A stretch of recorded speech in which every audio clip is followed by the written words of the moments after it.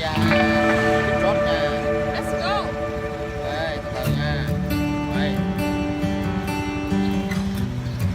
Đây, xe của Thái nha.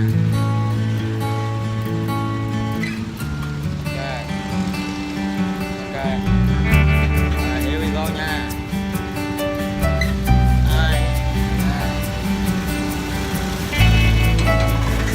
Ra bên kia đường nha các bạn. Từ từ.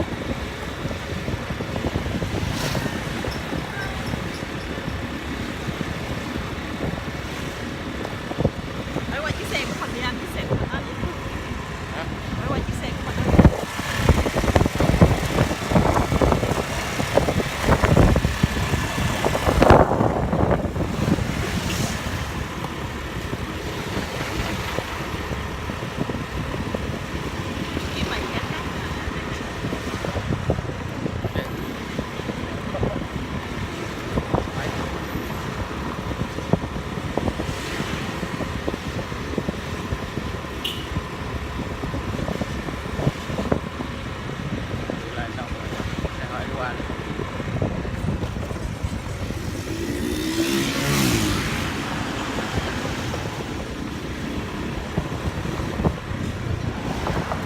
Hello, Hello. racing with us. Let's go.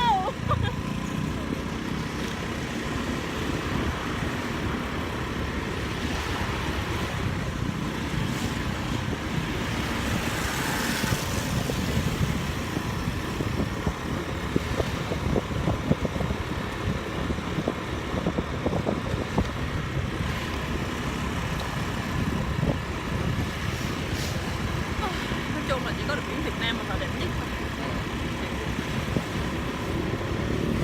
Đây cái cảnh với lại sáng. Nói chung là tương đối là sạch. Sạch. Không đẹp nhưng được có sạch với lại gọn. Việt Nam mà được biển cái đẹp, dơ, không có gọn gàng. Xe cộ thì Không biết chữ. không biết chữ để lung tung.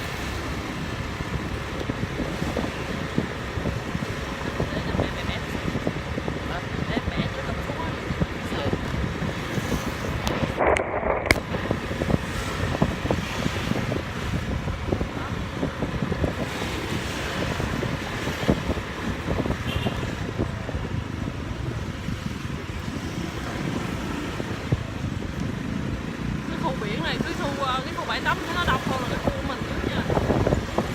Chongqing Pattaya Beach. Ồ, mấy khách sạn đẹp quá. Ủa giờ đi đường nào không ta? Tôi vé biển thẳng rồi. Quẹo. Thẳng luôn hả quẹo? Chưa hết rồi quẹo. Quẹo mọc ra. Quẹo lần sau mà mọc rồi mấy biển. Này đúng nguyên cái khu nha. Anh chắc mẹ trả lộn 1 triệu.